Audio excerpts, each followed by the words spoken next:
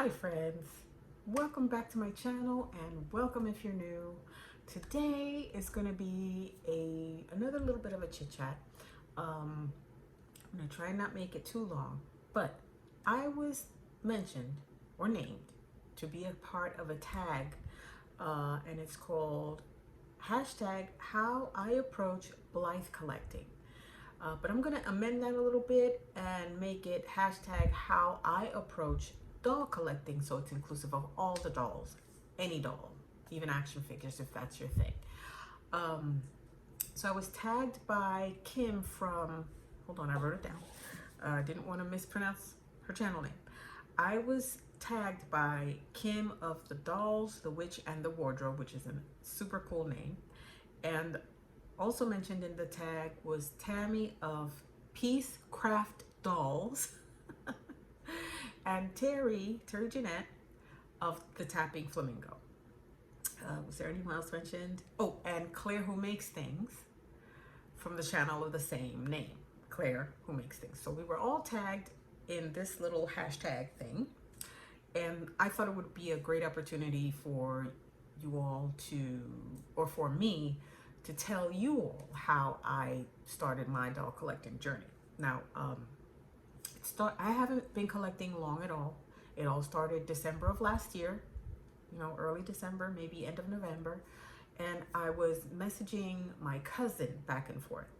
And so, because I had just decided to go bald due to medications I was taking, my hair was thinning. And I didn't want to go through the whole thing. I was never really too fussy about my hair. If I wanted it short, I'd cut it. If I wanted it long, I'd let it grow. If I wanted to dye it, I'd dye it. Not too, I don't want to say attached to my hair. I don't know if that's, I mean, obviously not now, I'm not attached to it at all, but at the time I decided I'm just going to go ahead and chop it off and just leave it like that because, of course I was, taking the medications that was thinning out my hair, and I didn't want to bother with that. And also, I'm just going through menopause, and maybe that's TMI for some of you, but I have some really bad hot flashes, and I just feel like, personally for me, it helps with hot flashes, okay? So at the time, I just shaved my head, and so I guess to show support, she also wanted to show me a doll that she was going to gift to her daughters. And so when she showed me the photo of it, I didn't believe it. I didn't believe it was a real thing because she got it thrifted. She didn't get the actual doll. Hang on one second. Let me just go ahead and get it right now. Okay, I'm back. Oops. Oops.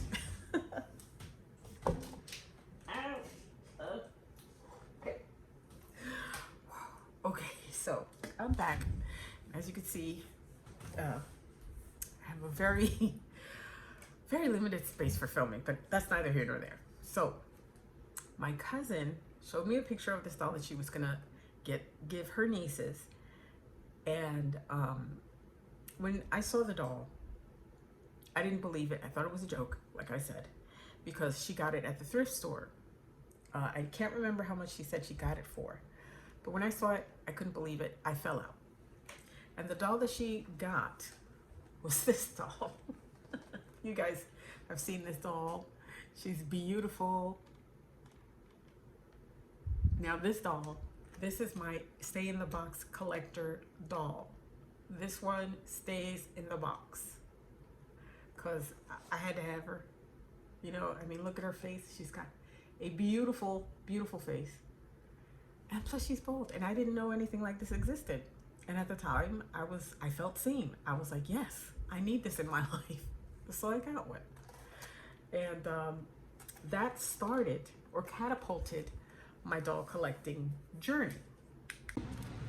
Shortly after that, I decided to do some more doll collecting research because I didn't know. I still don't know everything that there is to know, and new things pop up every day. So I did some research and I saw that switching bodies was a possibility And I went and I researched and I got a second doll of the same one, the second doll Barbie, but I swapped out her body, and oops.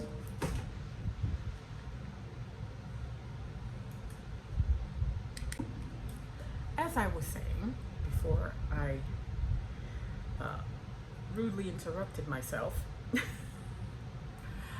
so I swapped out her body and I created a mini-me for myself. And this is her. You guys have seen her a lot. You've seen her around a lot. Put her in frame. I actually switched out her earrings, so she did come because this is a secondhand bald Barbie. She was in excellent condition, and I bought her, and I just switched out her earrings. I switched out her body, and now she's super posable because my intention was, let's do a twirl, mini Amy, looking fabulous in her little outfit. But anyway, my intention was to fill my Instagram with photos of her and do a whole dedicated page to this bald Barbie because I had never seen her before and I didn't know that she existed. So naturally I was just thinking, you know what, she needs to be shown some love because she's not traditional. And I know that, you know, and there's nothing wrong with like having a Barbie with hair, of course not. But I just felt like, wow, she doesn't get a lot of, you know, FaceTime. So I'm gonna give it to her. She deserves to be out there. Excuse me.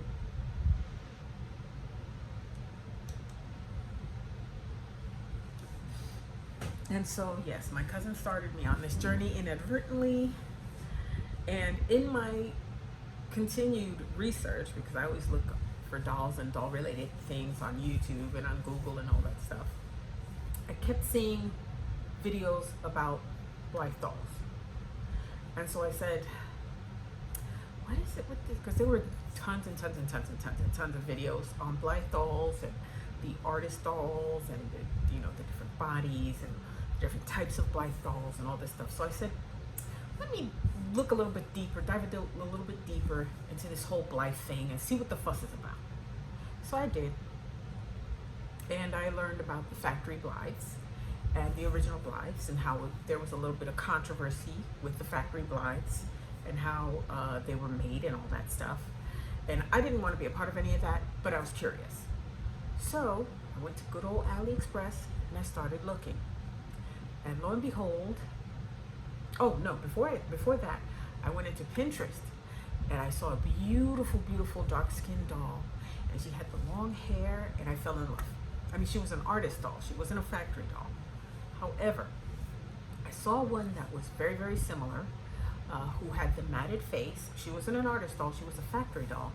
And I fell in love with her because she was similar enough to the doll that I saw on Pinterest that I said, I gotta have her, just to see if I liked her. So, lo and behold, hang on.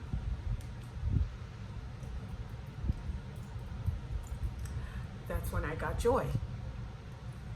And I have a video on my me unboxing her. If you guys want to check it out, it's on my channel. It's somewhere in there, just dig.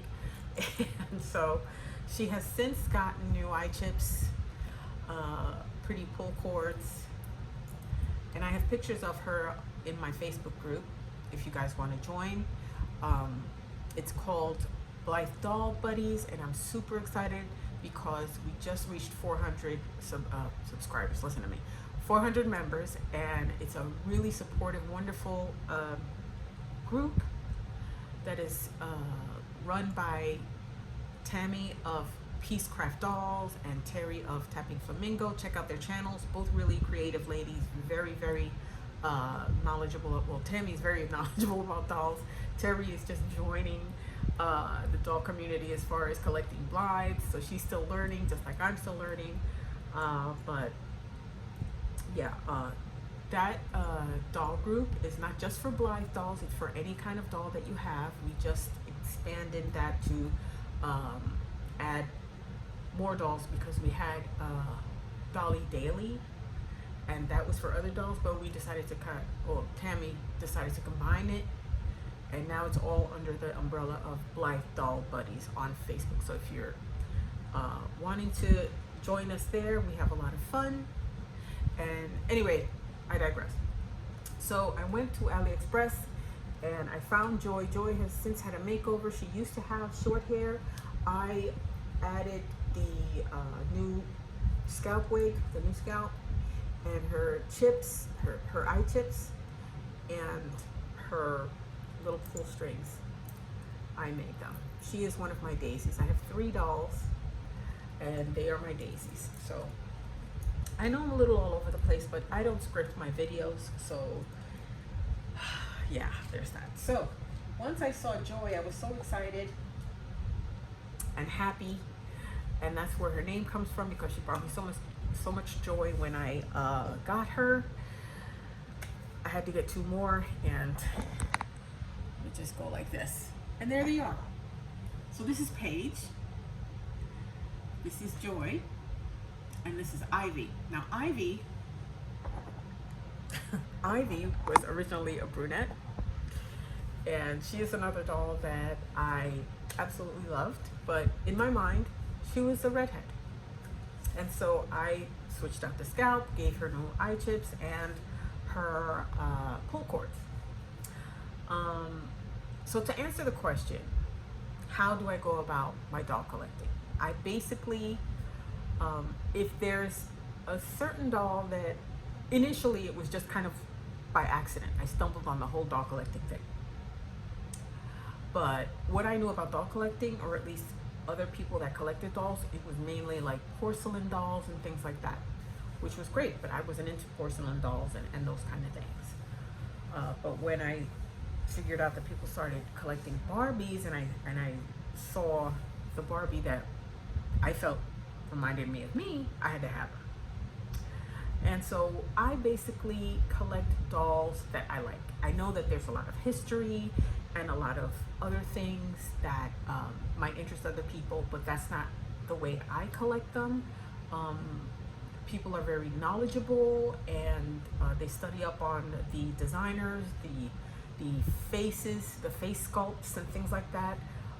But honestly, when I collect a doll, or when I decide that I want a doll, it's because she speaks to me. It's either her what her face looks like. Like, I really like inset eyes now, and I have several dolls that have inset eyes. I love the Blythe dolls. I love the click. It's I don't know. It's a I can't find the word, but it's just whenever I hear that click, I love hearing that click with the Blythe dolls. But I do like dolls with inset eyes. But I collect every type of doll. If I like it, if I love it, it's mine. Which brings me to another doll. I'll be right back.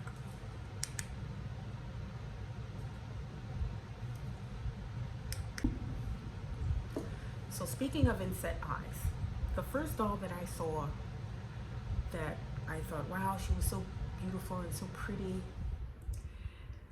she had inset eyes. And again, I had to have her. And it was Olivia from the Rainbow High collection. Now, I've since gotten Big Amaya, which you've all have seen.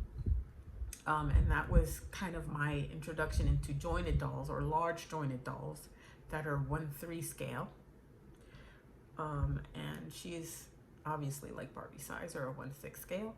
But just look at the color. She had the most beautiful green eyes I'd ever seen, and I love green eyes. I'm not sure where the camera is. Hang on, there it is.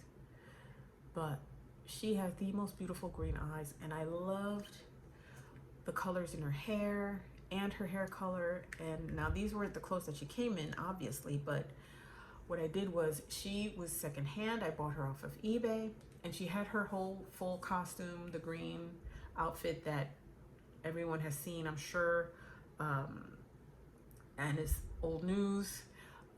You can, and if you haven't, you can Google or YouTube videos on Olivia Woods. That's her name, Olivia Woods.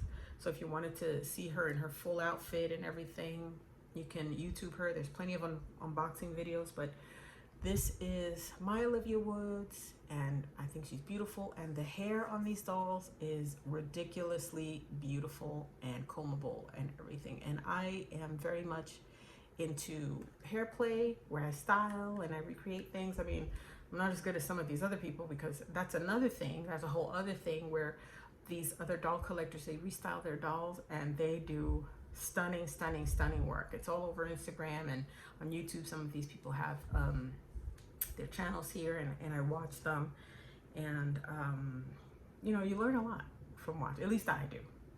That's how I learned. But she was another one, and I am going to be getting her bestie, Victoria Whitman, pretty soon in the mail. I was so happy. I finally found her, and it was at a very reasonable price, and she has her whole outfit.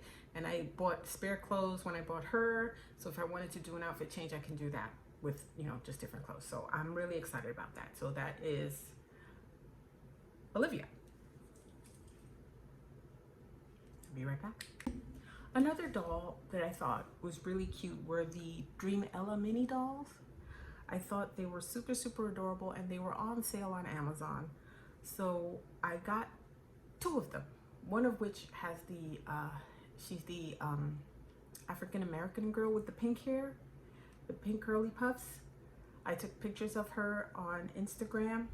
Oops, oh gosh, I'm just dropping everything. Give me 1 second. Okay. So I got the Dream Ella, and I got this one. This is Ella with the purple hair. I have her on a little stand. But I thought she was really super cute. But my favorite is, of course, the one with the pink hair. I forgot what her name was, excuse me. But then there's one that's supposed to be like an e-girl or a goth girl. And she's really hard to find. I can't find her anywhere for sale. And I can't think of her name. I might insert a picture if I remember to do it during editing, but yeah. So here's another one, and she's got her little sunglasses on. I did redo her hair a little bit. I can't remember. I think she still had just the 2 little braids, but then I did a big braid on her hair. I also washed her hair, but she does not have the best hair. That's for sure. So I'm gonna put her back, and I'll be right back. I also wanted to show you that once I really knew that I was going to be a Blythe head, and Blythe is one of my favorite dolls to collect, not that I only restrict myself to that doll, I knew that I needed to have a mini me Blythe. Because how cute is that? Look at it, it's so cute. But no, this is actually a factory faceplate that's found on AliExpress. And I just got the crazy harebrained idea to go ahead and make a mini me Blythe doll, factory. And I think she looks just like me in my own mind. But yes, so what else did I want to say about my dolls? Was there anyone else that I wanted to show you? Yes, because we're talking about Blythe. I know I'm all over the place. I'll be right back. I'm not even going to stop the video. I'm just going to come back. Here's another one of my favorites. This is a Baysack doll. Now she is a knockoff. She was supposed to be a knockoff of the Blythe dolls. And they come in a box with their own little stock outfit. It's not really good quality or anything, but I had to have one. I saw an unboxing of these, and I also saw one lady, I can't think of her name, but she did a comparison on a stock Blythe and a Baysack Blythe, just to show you the differences and the differences in quality and things like that. But I saw her, sorry, I'm falling out of my chair, but I saw her, and she wasn't the first one that I got.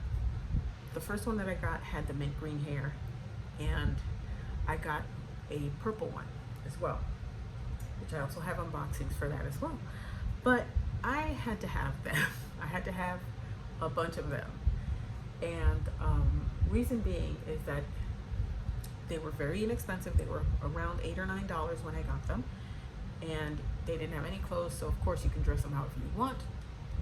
But once I got them home and I gave them a little love, you can see.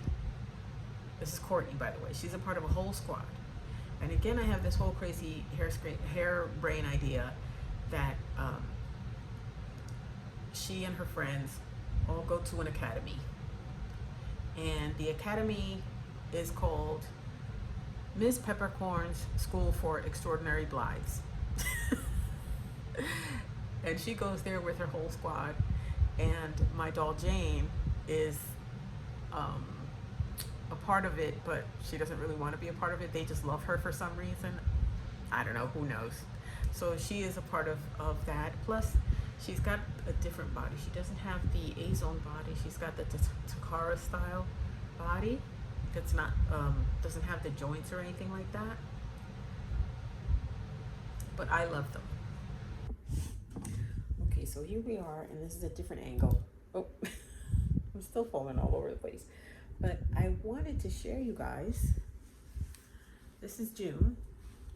She is in another one of my videos. But I came here, I wanted to share with you guys the different types of dolls that I have. This is a silicone baby. She's full 100% silicone. And I have two more. She is 17 inches. This is June, like I said. I have a little boy. His name is Ariel. And another little tiny girl. And she is about 12 inches. But I wanted to make this video just to say that doll collecting or collecting of any kind is very, very personal. It's very subjective. And you know what? The way I approach collecting my dolls is I collect what I like, I collect what speaks to me, and I collect what I want. If I want to do little dolls like this, and I know there's all kinds of, you know, gatekeeping and controversy and politics and, you know, theft and all this other stuff, you know, and I understand it, especially the thing about theft, artworks being stolen, you know, because a lot of these dolls are considered to be works of art, and it's messed up that happens, but I feel like, for example, the Basak dolls, they're knockoff of the Blythes.